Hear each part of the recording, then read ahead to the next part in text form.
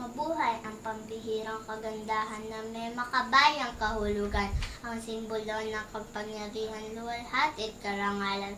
Sa may mahigit 80 milyong Pilipino sa aming tapat, ikaw ay minamagayway, maging sa kapayapaan man o panahon ng digmaan.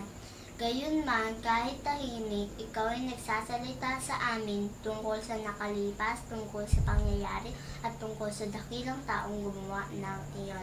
Ikaw ay namantsahan ng usok ng digmaan, pinunid ng balat kanya ng labanan, napigta sa dugo ng mga lalaking matatapang at sa luha ng mga babaeng nagturusa. Pinanguluhan mo ang hukbo sa kanilang paglakad, sa bundok man o kapatagan, ikaw ang naging tanglaw ng mga kawal sa bataan at korehidor. Ikaw ay winagayway sa pagtok ng pasong, tirat at besang. Para sa amin, ikaw ay higit pa sa kapirasong tela na may araw at bituin.